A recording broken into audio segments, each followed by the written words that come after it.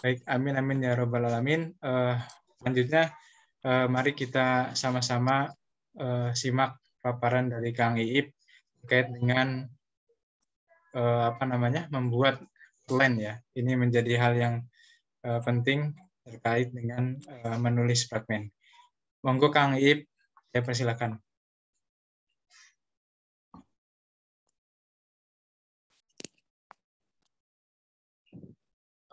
Baik.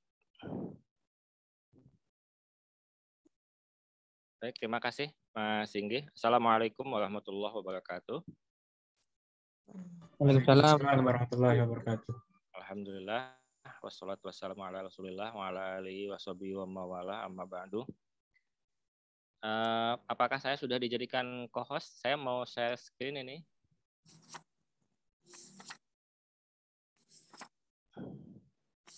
Sudah, Kang? Sudah ya, sebentar. Ini kok tampilan di saya.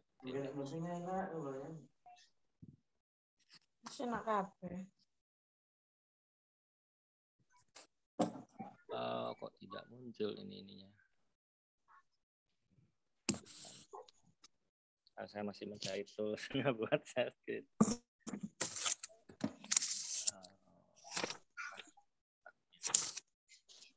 Baik, sambil jalan aja nih, sambil saya atasi kendala teknisnya.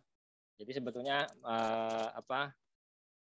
malam ini yang akan kita bahas itu mengolah data. Nih Candy lewat loncat-loncat terus ini. Yang outline sama menulis besok ya terakhir. Jadi sekarang kita akan akan membahas bagaimana kita mengolah data. Sebentar ini. Nah, sudah muncul nih. Saya scan dulu.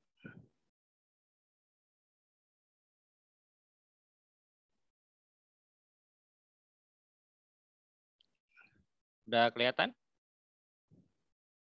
Sudah, Kang. Udah ya, baik, kita akan bahas. Kemarin kan kita sudah mencari data. Sekarang bagaimana mengolah data yang sudah kita dapat ya.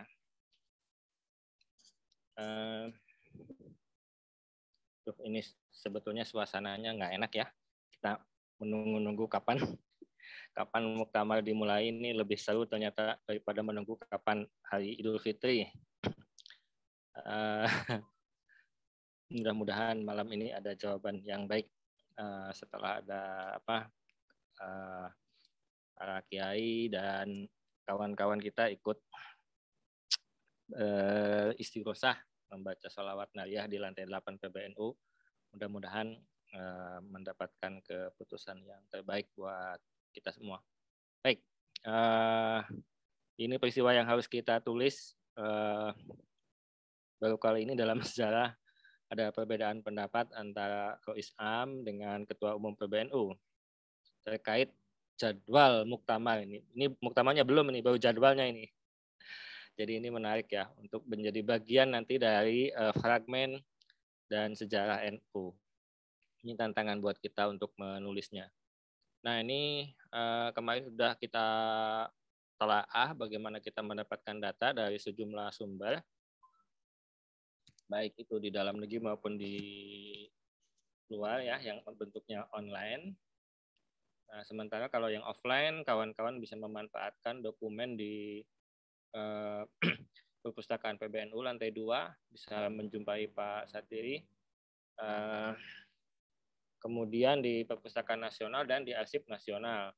Tapi kalau kawan-kawan nanti ke Arsip Nasional, itu jangan lupa untuk membawa surat keterangan dari institusi NU. Boleh dari Pak Satiri, boleh dari NU Online, boleh dari subdomain. Jadi nanti bawa, misalnya kalau yang dari Jawa Barat itu bawa surat yang saya tanda tangani, bisa mengakses dokumen di Arsip Nasional. Nanti kalau nggak bawa surat disuruh pulang. Itu memang itu ketentuannya dan itu perjanjiannya dengan PBNU. Siapapun yang akan mengakses data NU, terutama NU tahun 50-an ya itu, 50, 60, 70 gitu, itu harus ada pengantar dari institusi NU. Jadi boleh PCNU, boleh, pokoknya ada NU-nya gitu. Nah, jadi misalnya Mas Singgi mau ke Arsip Nasional, Mas Singgi ini aslinya mana? Posisi di mana? Sekarang di Ciputat. Nah, berarti langsunglah ke NU Online Pusat ya, minta surat ke Mas Niam. Mas, saya mau ke Arsip Nasional, minta surat. Nanti dibuatkan surat tugas. Kapsusnya sedang mencari data NU untuk kepentingan NU Online. Nah, itu nanti diterima di sana. Nah, oke ya. Itu sekedar review dari temuan kita minggu yang lalu. Sekarang kita akan masuk setelah data ini kita dapat. Apa yang kita lakukan? Kita mendapatkan banyak data, apa yang kita lakukan. Nah, ini yang penting. Karena sekarang ini semua sudah menggunakan komputer ataupun HP, maka kita melakukan apa yang disebut dengan foldering atau membuat folder. Ini penting sekali supaya data yang kita dapatkan itu memudahkan kita di dalam menyusun tulisan, baik itu buku maupun artikel.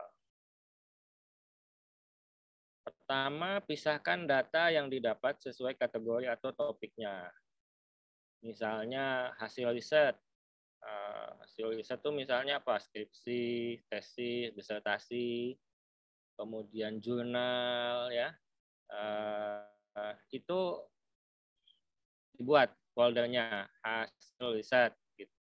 Oh ya, kan kita sudah punya yang mau kita teliti apa kan?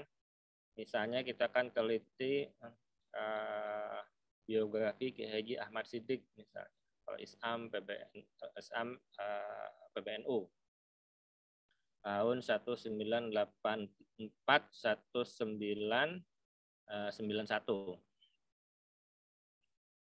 Nah, hasil riset skripsi yang membahas Kiai Ahmad Siddiq masuk ke situ, kemudian tesis, disertasi, tulisan di jurnal. Kemudian ada berita media massa. Itu misalnya kita googling, oh ada di majalah Tempo, ada di koran Kompas, ada di Duta Masyarakat, ada di Jawa Pos dan lain-lain, itu masuk ke berita media massa. Lalu ada yang sudah jadi buku. Ini ketinggalan. Buku apa saja? Ya, nanti masuk ke folder berbagi buku. Ada juga wawancara, misalnya wawancara dengan anaknya, sekarang jadi wakil bupati ya, atau yang anaknya ada beberapa anaknya, kemudian dengan family, dengan keluarga, dengan santrinya, dan lain-lain, ini masuk di wawancara, sehingga nanti memudahkan kita ketika akan mencari data. Jadi jangan semua masuk dokumen aja. Semua masuk di dokumen di komputer kita. Nanti bingung kalau mencari kan. Lupa namanya apa ya gitu. Asal copy. Apalagi kalau download dari sejumlah sumber yang kemarin saya tunjukkan, misalnya dari delper.nl itu pakai kode-kode itu namanya. Nah, itu harus segera diganti, judulnya diganti. Judul filenya ya. Jadi setelah kita download, itu judul filenya kita ganti. Itu apa? Yang memudahkan kita apa? Kita tentang apa? Kiai Ahmad Siddiq atau Nahdlatul Ulama, sebut nama korannya, misalnya The Lokomotif, atau Java Bode, atau Batavias Newsblad misalnya. Itu di foldernya di filenya itu diganti namanya. Saya biasanya misalnya Java Newsblad tanggal 15 Maret 1910 misalnya. Itu jadi nanti gampang kalau mencari, ketika kita mencari itu gampang. Memang ini harus telaten ya. Kita unduh satu-satu, lalu kita ganti namanya satu-satu. Ini memang pekerjaan yang membutuhkan waktu dan kesabaran. Tapi ingat, orang yang sabar itu disayang Tuhan kan itu. Ya ini maksudnya. Kalau teman-teman telaten, mendownloadnya satu-satu, kemudian mengumpulkan satu-satu, dikasih nama. Begitu juga kalau kita memfolder yang cetak ya, itu sama, dikasih catatan supaya misalnya kita masukkan ke dalam map setiap topik itu satu map misalnya ya. Itu memudahkan kita ketika nanti menulis. Nah, jangan lupa mencantumkan sumber dari semua data yang didapatkan itu. Misalnya wawancara itu dengan siapa, tanggal berapa, jam berapa, itu ini kalau misalnya kepanjangan kalau ditulis di file, nama file, ya udah nanti dibikin di Word, ketik keterangan wawancara gitu. Nanti ada disimpan di sini ada keterangannya. Wawancara 1 dengan siapa, kapan gitu. Wawancara 2, 3 dan seterusnya. Juga buku-buku ini hasil riset dan ini dari mana dapatnya? Itu kalau saya biasanya saya simpan khusus di di Word, di Word, kemudian alamat webnya saya copy paste di Word itu ya. Kemudian disimpan sehingga nanti kalau kita mencari lagi atau ada, Kang ini dari mana ini simpennya? Nih webnya, silahkan buka sendiri. Gitu. Jadi bisa langsung. Kemudian untuk foto sebaiknya dibuatkan folder terpisah. Maksudnya jangan memang semua juga foto juga hasil riset. Foto juga mungkin bisa dari media massa. Foto juga bisa dari buku. Tapi sebaiknya foto ini dipisah foldernya. Foto hanya foto saja gitu. Dan jangan lupa ya, keterangan untuk foto sama sumbernya jangan lupa. Ini foto siapa namanya, siapa yang foto siapa, apakah kita sendiri yang ambil atau kita copy dari sumber lain. Oke, itu untuk foldering ya. Sampai di sini ada yang ditanyakan? Silakan supaya kita bisa interaktif. Baik, silakan teman-teman. Ada yang ingin bertanya secara langsung?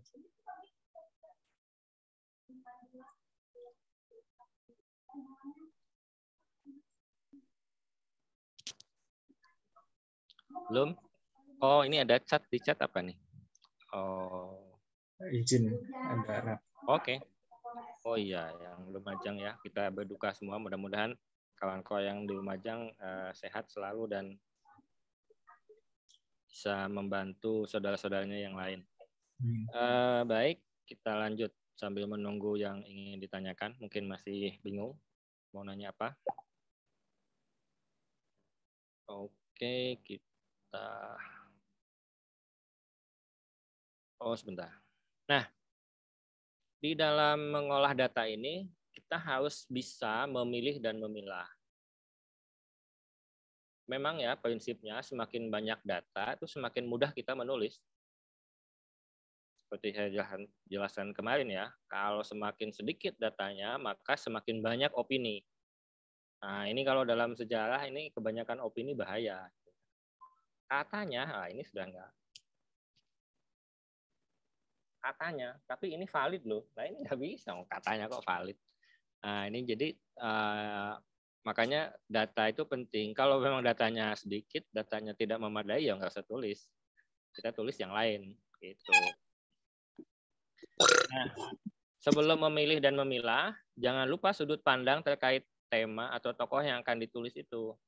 Kan di awal sudah kita belajar tentang bagaimana menentukan sudut pandang. Apakah posisi orang itu sangat terkenal? Apakah dia belum muncul sama sekali? Nah, ini kebanyakan yang akan kita tulis nih, tokoh yang belum muncul. Nah, jangan lupa itu ya, sudut pandangnya. Jadi kita mau, nah ini yang penting ya, framing. Framing itu netral ya, bisa positif, bisa negatif. Wah, nih kita di framing nih, Buya Said di framing nih, NU di framingnya. Ya, itu kalau negatif, tapi bisa juga di framingnya positif. Gitu. Bingkai ya, di framing itu dibingkai, frame ya. Jadi kita perlu membuat menciptakan satu framing atas tema dan tokoh, ini harus sudah terbangun sebelum kita mengolah data. Jadi sambil mencari data itu kita searching data baik online maupun offline itu kita harus ini si tokoh nih sudut pandangnya ini nih kita mau bikin bingkainya dia adalah tokoh penting dari pesantren mewakili komunitas Sunda ya kalau di seperti yang saya contohkan ketika saya menulis Kiai Ilyas Ruhyat itu dan dia tokoh pendidikan misalnya. Nah, tokoh yang lokal itu Anda mau framing sebagai apa? Si tokoh ini mau atau sebuah peristiwa. Ini sekarang nih ya, misalnya ya, jadwal tarik ulur jadwal Muktamar PBNU, Muktamar NU ke-34 di Lampung. Kita mau buat framing positif apa negatif? Kalau kita mau bikin negatif, gampang.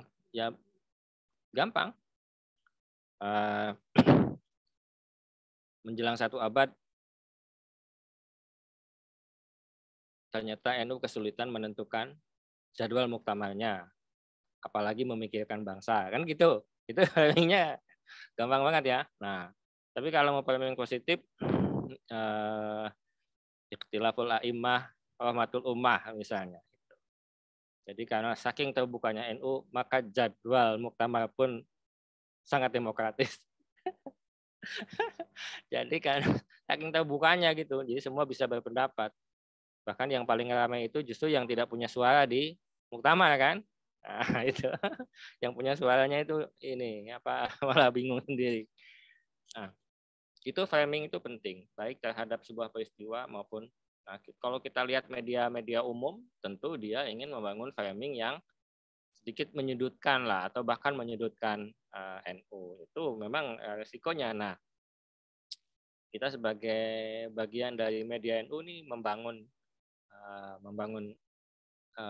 mencoba mengimbanginya dengan membangun framing yang positif. Itu. Kemudian pilih data utama yang terkait tema atau tokoh yang ditulis. Jadi dari sekian puluh atau sekian ratus data itu kan ada yang data pokok, data utama. Misalnya apa? CV tokoh. Kemudian biografi yang terkait tokoh itu, riwayat hidupnya dari lahir sampai meninggal misalnya. Kemudian apa lagi? Tulisan si tokoh itu penulis, dia punya sejumlah catatan, misalnya dalam Arab Pegon, dia dalam bahasa Jawa. Nah, dia menerbitkan misalnya 10 buku tentang tema-tema pesantren atau tema-tema perempuan atau tema-tema keadilan dan lain-lain. Jadi misalnya kita mau nulis Buya Husain. Buya Husain data utamanya apa? Ya status Facebooknya. Karena Buya Husain itu salah satu Facebooker yang aktif, bisa dicek di Facebooknya, setiap hari beliau menulis cukup panjang, dan kami di Jawa Barat dengan senang hati memuat tulisan-tulisan beliau. Nah ini itu jadi data utama. Kita bisa misalnya mau membedah pemikiran Buya Husain, Kiai Husain Muhammad itu bisa dari status Facebooknya. Status Facebooknya udah bisa jadi skripsi itu atau jadi tesis. Nah, itu data utama yang terkait dengan yang tema atau tokoh yang kita tulis. Kemudian pilih data pendukung yang dapat memperkuat, misalnya pendapat tokoh yang lain tentang si tokoh yang kita tulis, atau pendapat sejumlah tokoh tentang tema yang kita tulis. Itu data pendukungnya. Jadi misalnya pendapat tentang Buya Husain dari 10 tokoh feminis misalnya. Itu apa saja? Nah, itu sebagai tokoh pendukung. Nah, lalu bagaimana data yang lain? Nah, ini yang susah ya. Ini yang susah buat kawan-kawan, terutama para penulis pemula.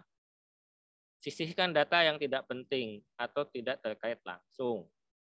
Jadi kita kalau menulis itu rasanya ini penting, ini penting, ini penting, ini penting gitu. Jadi semua masuk. Lalu ketika jadi tulisan dibaca orang, loh ini isinya apa gitu.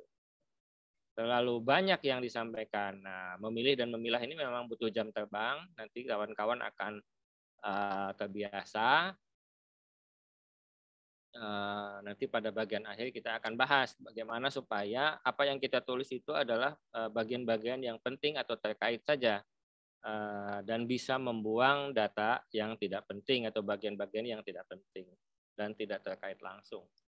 Ini memang bagian yang sulit ya, seperti kita ngomong, kalau kita sambutan gitu ya, atau teman-teman yang sudah khutbah Jumat itu nggak bisa berhenti. Itu kadang kalau di pondok dulu diledekin, iki cah iki iso mandek iki. Jadi pidatonya ditunggu-tunggu assalamualaikum terakhir nggak ada terus. Wallahu muwaffiqnya nggak muncul karena dia nggak bisa berhenti. Nah, begitu. Sampai di sini gimana? Sudah jelas? Atau mau kita diskusikan dulu? Silakan. Jangan malu-malu ya. Bertanya saja.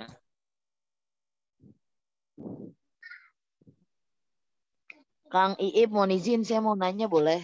Silahkan.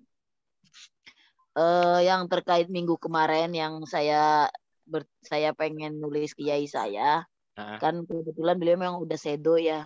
Kemudian kan saya sudah ziarah lah, udah ziarah ke makam beliau untuk izin lah ngomong dari hati ke mohon izin.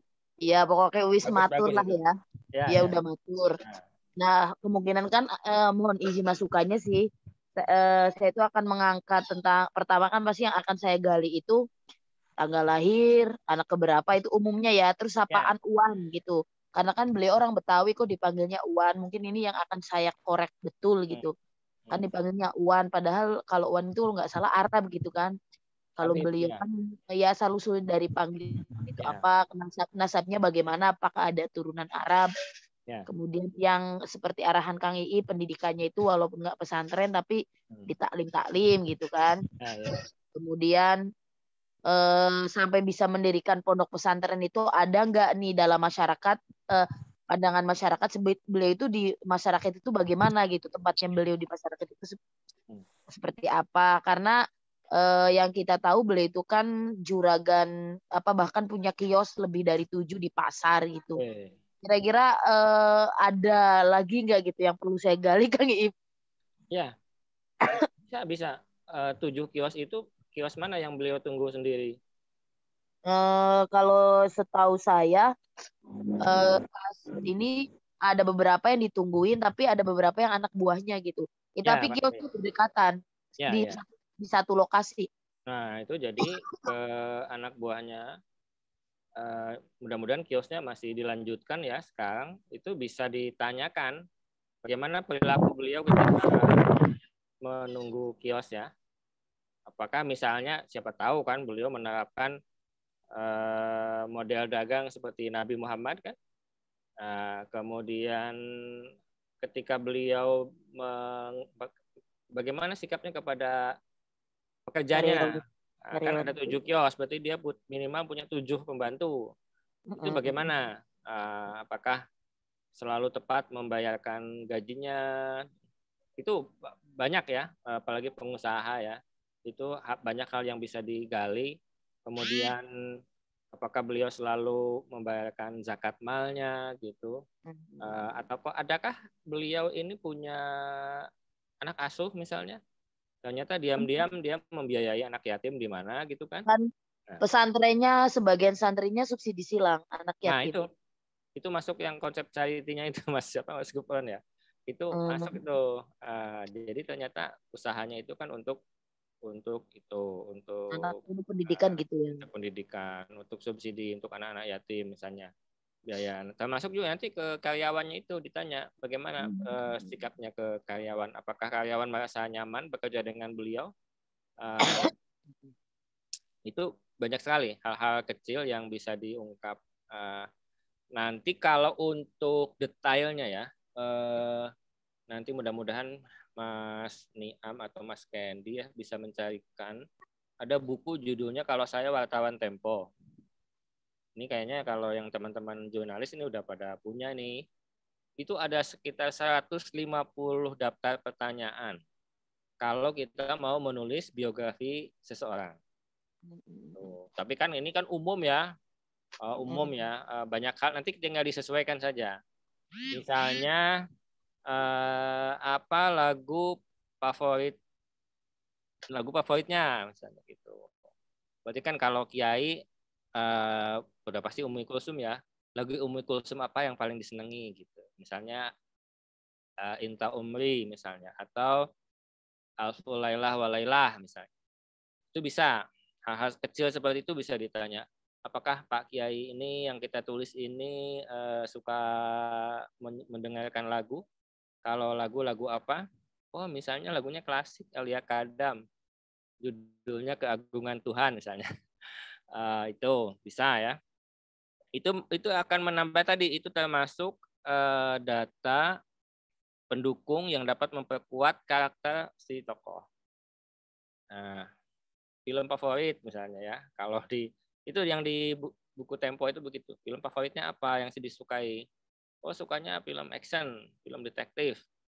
Oh, sukanya film Korea misalnya itu. Kalau itu kayak masa kini ya, ibunya masa kini itu drama Korea. Kalau dulu filmnya itu Marlon Brando misalnya, atau apa? Oh, sukanya ini filmnya Rhoma Irama misalnya. Gitu. Bisa, itu hal-hal kecil yang akan menambah karakter. Oh, ternyata orangnya santai ya, nonton film, kemudian suka dengerin lagu gitu. Ini sisi manusiawi yang kadang kelewat ya. Seperti Ki Ahmad Siddiq tadi yang saya sebut, ini pernah diliput oleh Tempo. Itu lagu favoritnya tahu nggak siapa? Itu lagu favoritnya Michael Jackson. Nah, kayak Habib Lutfi ternyata beliau tuh sangat dekat sama Yani ya. Teman-teman bisa cari di YouTube itu Yani double N, itu ternyata Habib ya. Yani itu dia musisi ini musiknya instrumen sih gitu. Tapi itu tokoh sangat terkenal Yani ini, baik di dunia barat maupun di dunia timur. Itu ya. Ada lagi yang lain? Soal foldering sama memilih data. Sebelum saya ngasih contoh ya, saya mau ngasih contoh bagaimana folder itu disusun supaya kita menulis dengan sangat leluasa, bahkan data yang tidak penting dan tidak terkait langsung itu kita bisa sisihkan.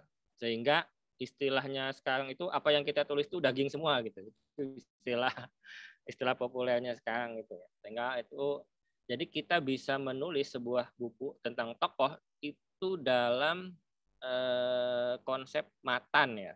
Yang kita tulis itu matannya. Jadi hampir tidak ada interpretasi, itu data semua gitu. Data. Tidak ada interpretasi dari penulis, tidak ada opini dari penulis. Jadi buku kita punya kecenderungan untuk menjadi buku babon. Walaupun tipis ya, tapi ketika seorang peneliti setelah kita mau meneliti tentang tokoh atau peristiwa yang kita tulis itu pasti membaca buku kita. Ini itu kalau di dunia akademik nanti apa yang kita tulis itu akan banyak dikutip ya, atau di citation ya, di citasi. Itu nanti kalau PNS tuh nilainya tinggi. Di UGM kemarin kawan kita Mas Falik itu dapat hadiah ya karena artikel tulisannya di sebuah jurnal itu paling banyak disitasi. Ada yang nanya nih Kang. Ya? Ada nanya Kang Iqmal di. Ya, Kang Iqmal sudah pulang dari masjid. Silakan Kang Iqmal. Di kolom chat. Oh, oke. Okay. Ya. Bantu nulis semacam biografi jamaah masjid. Dia sudah nulis di kertas dan saya itu masuk tulisan apa itu penulisnya, Mbak. Apakah nanti saya nulis apa adanya sebagai. Nah, Kang, seberapa banyak Kang Iqmal merubah? Nah, jamaah masjid ini menulis tentang dirinya sendiri atau tentang apa gitu? Kang Iqmal bisa langsung direspon. Bapak ini menulis apa, Kang? nulis biografinya sendiri. Mana Kak Iqbal enggak ya? Oh, di jalan ya. Oke. Jalan. Baik, itu bisa saja penulisnya Bapak ini tetap si Bapak TNI ini, kemudian Kang Iqbal sebagai editor. Seperti kita lihat di NU Online itu kan penulis ini Bapak X, kemudian editor Muhammad Iqmaluddin misalnya itu. Bisa begitu ya. Baik, kita lanjut. Saya akan memberikan contoh bagaimana menulis kode. Saya akan mengambil contoh dari buku yang paling baru yang saya tulis, yaitu Ajengan Sukamanah, Biografi Ki Haji Zainal Mustafa. Nah, ini saya kumpulkan di sebuah folder lain. Ini buku project buku yang saya garap. Nah, ini yang bagian Zainal Mustafa. Ini saya buat begini. Ini saya mulai tanggal 22 Juni ya, 2020. Kemudian terakhirnya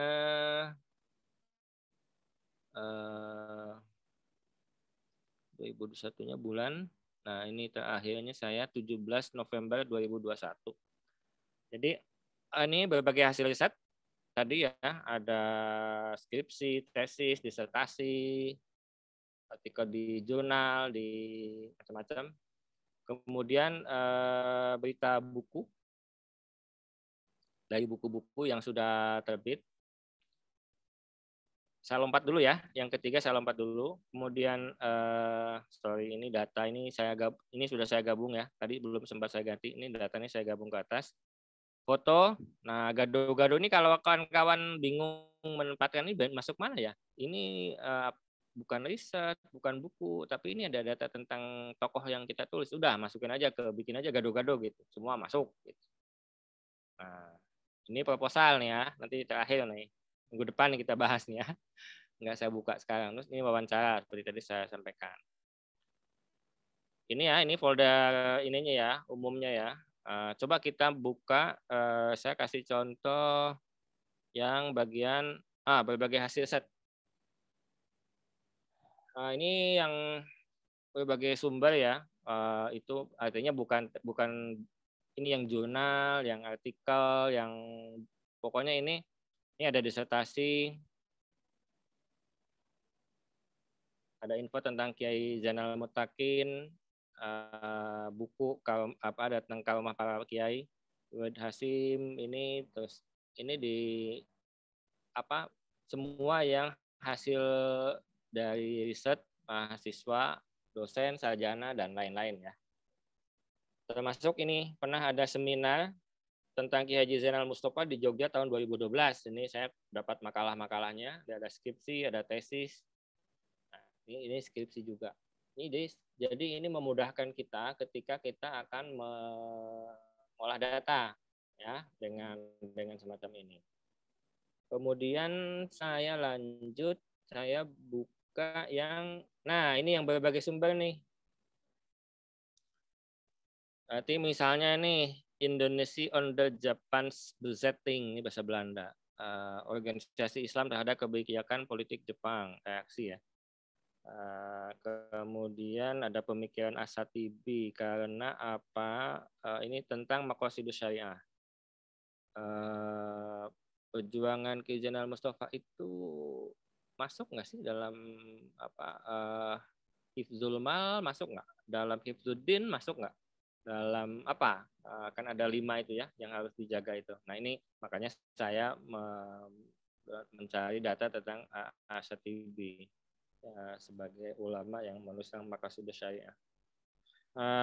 Ini saya checklist of Indonesia serials in the Cornell University.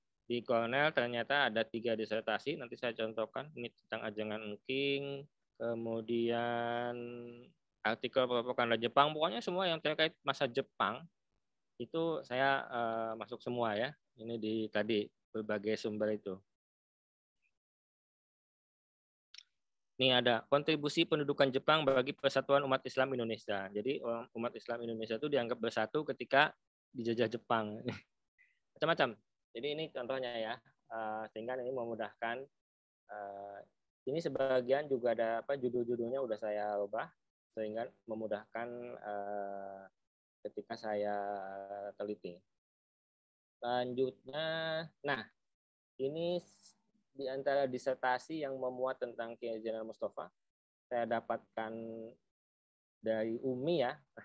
Ini saya dapatkan dari kawan yang bisa bongkar-bongkar data-data di ini. Saya tidak punya aksesnya. Ini UMI ini biasanya perpustakaan kampus yang bisa akses, mahasiswa juga bisa memanfaatkan. Perpustakaan nasional bisa jadi UMI ini University of Microfilm.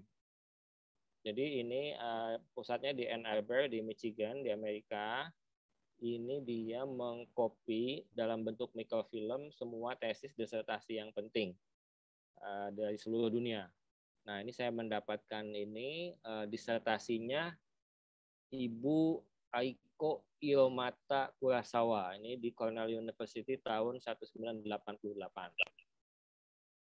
88 ya. Ini masih ketikan ya, masih ketikan itu dulu ada mesin tik bukan yang elektrik ya ini. Ini mesin tik elektrik. Kemudian ini saya dapat juga disertasi dari UMI ini, sama saya dibantu teman. Ini buku yang sangat klasik tentang masa Jepang di Indonesia yang ditulis oleh Hari J. Benda. Ini lihat tahunnya Juni 1955. Jadi ini adalah buku pertama di dunia yang menulis tentang ini, jadi buku babon ya, buku klasik disertasi ini.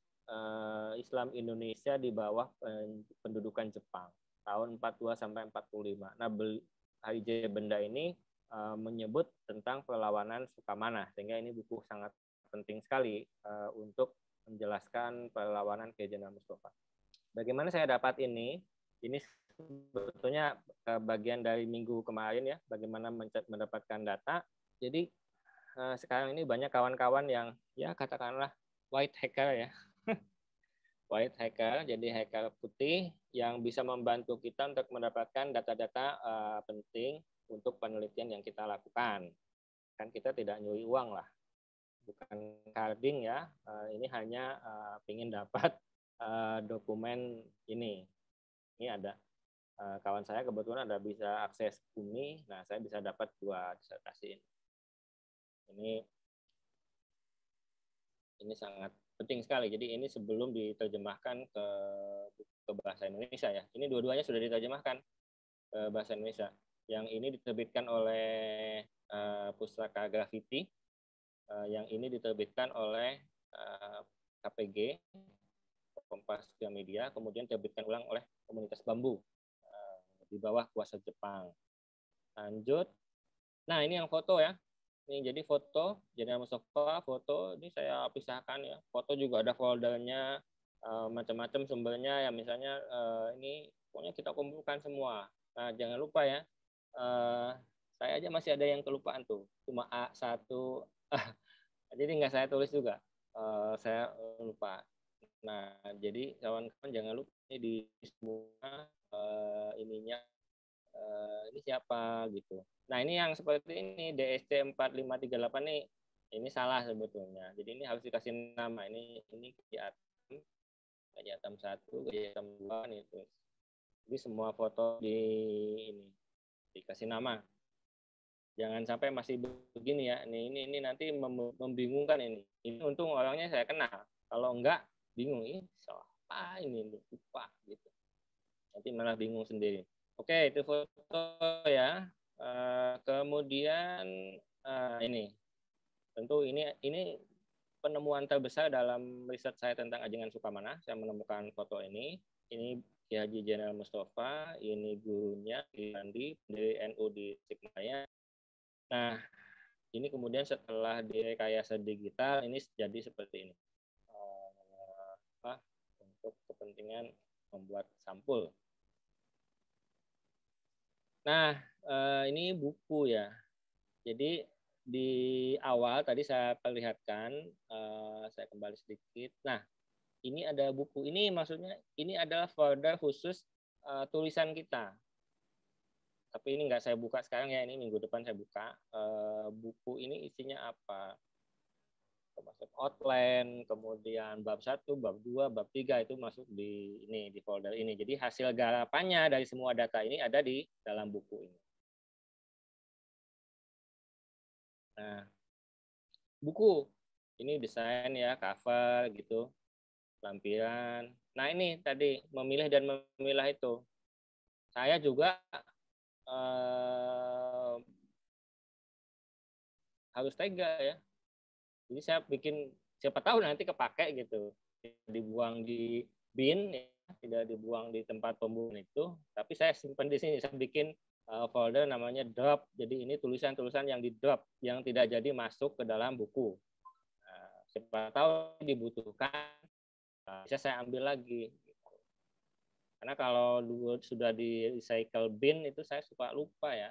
Nah, kalau begitu buka komputer pasti empty. Saya buang itu ya, sehingga sering banyak data yang hilang. Ini drop nih isinya apa? Nah ini, jadi drop ini penting juga ya, tapi tetap saya anggap ini ada yang lebih penting. Jadi ini data tidak bisa disisihkan. Itu nanti besok ya, minggu depan kita bahas. Pertimbangannya gimana? Ini data ini masuk atau enggak?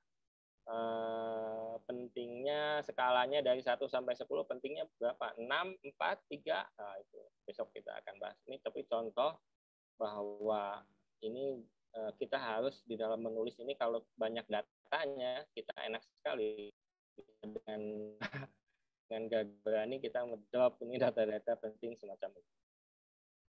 Oh, sudah ya. Itu ternyata itu yang bisa saya sampaikan sebagai bahan diskusi kita.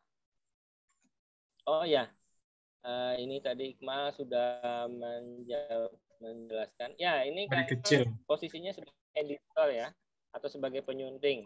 Jadi yang menulis tetap Bapak itu, nanti Kang Iqmal mengedit bahasanya, jadi sebagai editor. Editor juga sama pentingnya dengan penulis. Bahkan kalau di luar negeri, editor itu digaji, bekerjanya dari awal. Jadi si penulis itu satu bab dibaca editornya. Teman-teman bisa lihat beberapa film yang mengisahkan tentang penulis, bagaimana dia berhubungan dengan editor, dan itu memang bagi penulis seperti saya sangat jelas ya, sangat iri saya itu. Karena di Indonesia belum ada pekerjaan sebagai editor yang profesional. Editor kita ini buku udah jadi, ini editin. Jadi sebetulnya mengeditnya itu hanya menyelaraskan bahasa. Nah, tapi kalau di dunia barat itu yang penulis diakui sebagai profesi, editor itu sama-sama. Jadi ketika kita punya kontrak dengan sebuah penerbit, itu ini editornya si A. Nah, ini sejak awal itu akan berdiskusi dengan editor ini, terus sampai kemudian sebuah buku atau novel atau memoir itu jadi. Jadi editor itu fungsinya bahkan bisa semacam ghostwriter ya, si editor itu. Dia membuang, menambahkan, itu posisinya memang profesional. Kalau kalau di Indonesia kan editor masih per project ya, per buku gitu. Tiap buku, ngedit buku dikasih berapa. Kalau di sana saya nggak tahu ya. Karena itu sudah jadi pekerjaan ya, kalau di barat itu. Nggak tahu di kita kapan akan bisa begitu. Baik, saya kembalikan ke Mas Dinggi. Kita diskusi kalau ada, kalau enggak. Ya, mau bertanya Pak Iip. Ya, stop screen dulu ya sebentar ya. Sebentar. Jadi gini Pak, ya ini saya bertanya curhat, saya tidak tahu ini Pak. Oh boleh Mas Faisal ya, silakan. Perkenalkan nama saya Faisal dari Pasuruan. Gini Pak, kan di PCNU ini ada program menulis ulama di Pasuruan Pak nggih. Niku temanya tentang yang yang berkontribusi terhadap kemerdekaan. Nah, niku pas saya datanya sudah ada, dan yang kemarin saya sampaikan niku wawancara ndak tambah selesai tambah numpuk. Lah niku ada yang mengasumsikan misalnya niki pas wawancara Mbak Arif Skoropuro niku diasumsikan dengan sezaman Untung Suropati, dan Untung Suropati niku bekerja sama dengan Mbak Arif Skoropuro niku. Dan niku untuk asumsi itu bagaimana Pak? Untuk cara mengolah datanya itu gimana? Ya. Dan dan kebanyakan ulama di Pasuruan ini Pak, berasal dari Cirebon, dan datanya itu katanya ada di sana, tapi saya tidak dapat data online-nya itu Pak. Yang jenengan jelaskan kemarin itu muter-muter, nggak bisa dibuka. Ya. Itu memang itu Mas Faisal, itu memang tantangan kita, kan bagian kita ini sangat ikhlas ya. Dulu ini nggak punya kebiasaan mencatat, membuat jurnal gitu. Misalnya kita menemukan satu pun tokoh pesantren yang ketika perang 10 November di Surabaya itu punya tulisan jurnal. Pagi berangkat ke ini bersama siapa gitu, pasukan ini kami bersembunyi di Gubeng gitu, terus kemudian itu nggak ada. Ya akhirnya hanya kesaksian aja. Kesaksian yang memang verifikasinya itu menjadi sangat personal ya, sangat personal. Nah, ini di dalam sejarah nasional pun begitu. Ada 10 tokoh nasional yang menulis tentang proklamasi misalnya. Ada Bung Hatta, ada Dr. Soebardjo, ada Bung Karno. Itu beda-beda. Kok satu peristiwa beda-beda? Gitu. Jadi memang si tokoh-tokoh ini menceritakan satu peristiwa itu menurut versinya, menurut apa yang seolah-olah di dalam peristiwa itu hanya dia saja yang berjasa gitu. Itu biasa ya Mas di dalam sejarah itu.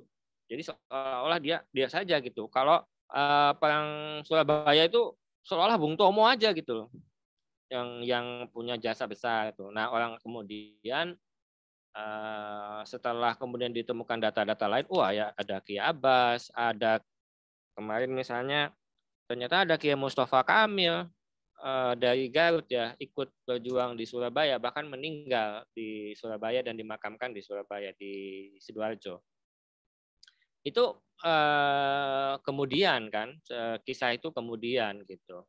Nah, itu memang itu yang namanya wacana alternatif ya, atau penulisan sejarah alternatif yang bersumber dari keterangan lisan. Nah, ini memang tantangan Mas Faisal, tapi memang mau nggak mau, kalau memang diyakini ada narasumber di Cirebon, itu mau nggak mau sampai harus datang ke Cirebon, tapi diyakinkan dulu siapa mau menulis siapa. Apakah ini cucunya atau siapanya gitu. Oh, tapi kalau zaman Untung Surapati memang jauh sekali itu ya. Cukup lama. Saya pikir yang pejuang 45 gitu kan masih dekat lah. Kalau zaman VOC gitu emang repot ya. Tapi kalau memang beliau ini tokoh yang terkenal, artinya sebagai pendamping dari Untung Surapati, itu sampean layak lah untuk mencari beliau. Nah, untuk data VOC ada di Arsip Nasional, Mas. Tentu bahasa Belanda kuno. Itu datanya komplit di Arsip Nasional. Cuma sampean pastikan dulu ini posisinya dalam perjuangan waktu itu apa. Misalnya wakil. Kalau Untung Surapati panglimanya, dia wakilnya misalnya gitu. Kalau hanya ikut saja anak buahnya ya susah. Itu. Nah itu kalau itu juga, itu juga Pak. Ada niki di soalnya Pak. Ini kebanyakan ulama di sini tuh zaman kerajaan. Jadi mengasumsikan yang mendirikan Masjid Jamek ini ku sinten sih Pasuruan niku Mbak Selagalan niku mbahnya niku Mbak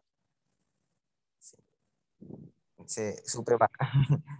Kenapa Ya, nggih? jadi gini, itu bisa sampean tulis, tapi sifatnya itu sumber lisan ya. Nggak apa-apa, sampean tulis saja. Tapi sampean jangan punya anggapan bahwa apa yang sampean tulis akan jadi buku sejarah. Itu saja, nggak apa-apa. Sampean tulis supaya ini tidak hilang menurut penjelasan Bapak A atau Ibu B atau Kiai A, Kiai B gitu, bahwa masjid ini didirikan oleh Mbah ABCD gitu. Nah, ini nggak apa-apa sampean tapi harus disampaikan siapa informannya gitu. Nah, nggak apa-apa itu. Jadi itu tulisan yang bersumber dari keterangan lisan atau ingatan masyarakat gitu. Nah, ingatan masyarakat itu kan tidak muncul begitu saja, pasti ada sumbernya. Nah, siapa tahu dengan sampean tulis itu ada penulis setelah ini nanti dia menemukan, oh ini yang pernah ditulis Mas Faisal ini nih. Ternyata ada di perpustakaan Belanda misalnya begitu. Nah, jadi nggak apa-apa. Sampean tuliskan saja apa adanya, seanane Mas, seadanya penjelasan para narasumber itu sampean tulis. Yang penting tidak sampean tambah-tambahi. Gitu. Terus apa adanya. Jadi kalau karena pasti datanya sangat terbatas, jadi sampean masuk ke deskripsi tempatnya, Mas. Masjid misalnya. Sampean apa masjid apa? Contohnya. Tadi kan sampean jelasin pendiri masjid ya. Masjid nggih, Masjid Jamek Pasuruan niku banyak niku Masjid asumsi Jamek Pasuruan. Ya, Masjid Jamek Pasuruan itu sampai deskripsikan. Lumayan lah, misalnya sampai mau nulisnya 1000 kata, jadi sampai deskripsikan Masjid Pasuruan menampung sekian ribu jamaah gitu. Puncak kegiatannya pada hari Jumat dan hari raya, misalnya pada hari Maulid Nabi atau apa gitu, gitu. Menurut takmir masjid yang bernama ini, masjid ini didirikan oleh gitu. Nggak apa-apa, itu hanya misalnya cuma dapatnya 2 paragraf ya nggak apa-apa. Ya memang datanya segitu. Jadi sampean main di deskripsi masjidnya. Kenapa masjid ini penting gitu. Nanti sampai ketemu tokoh gitu. Nah, nanti siapa tahu ada yang lain. Loh, Mas Faisal, itu ada cerita lainnya. Nah, itu ketemu ketika itu sudah ditulis dulu. Sudah ditulis, sudah dimuat di NU Jatim, di NUO Jatim. Nah, orang akan nanti, loh ini loh ada catatannya. Nah, itu nanti akan nambah, Mas. Tapi itu penting dimunculkan dulu. Kalau data primernya, data utamanya sangat sedikit, sampai main di penjelasan tentang lokasinya ya, tentang tempatnya, lokasinya. Begitu. Silakan yang lain. Matur nuwun, Pak. Sami-sami. Ditulis saja Mas, ditunggu tulisannya.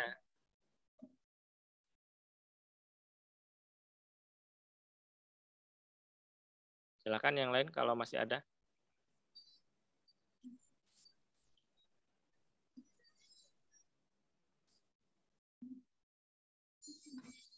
Enggak, teman-teman, ada pertanyaan lagi?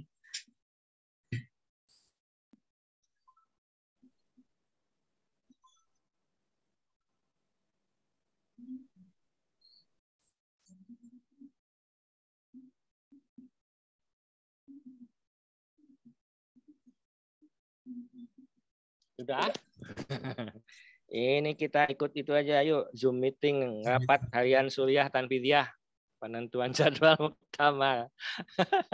Di berita nanti ya. Iya, ini sudah ada undangan undangannya nih, sudah ada undangannya. Baik ya, kawan-kawan, karena memang terus terang saya pribadi juga nggak nyaman dengan situasi ini. Kita cukup terganggu dengan munculnya informasi akan ada muktamar 2 kali. Muktamar versi Suriah dan versi Tanfidiyah ini agak mengganggu. Nah, mudah-mudahan malam ini semuanya selesai. Karena PPKM level 3 dicabut, mudah-mudahan kembali ke jadwal semula 23 25. Ya, gitu. Jadi nanti hari Natal sangat meriah karena kita ada pemilihan ISAM dan Ketua Umum PBNU. Baik, kita jumpa minggu depan. Kita akan pungkas pertemuan kita di pertemuan keempat, bagaimana menuliskannya. Jadi setelah kita menentukan sudut pandang, kemudian kita mencari data, lalu kita mengolah data, dan besok kita akan masuk ke bagian akhir, bagaimana menulis apa yang sudah kita dapat itu. Terima kasih atas atensinya. Saya tutup. Wallahul muwaffiq ila aqwamit thoriq. Assalamualaikum warahmatullahi wabarakatuh. Waalaikumsalam warahmatullahi wabarakatuh. Terima kasih Kang Iip. Foto bersama nggak ini? Silakan. Monggo, kalau mau itu di open videonya.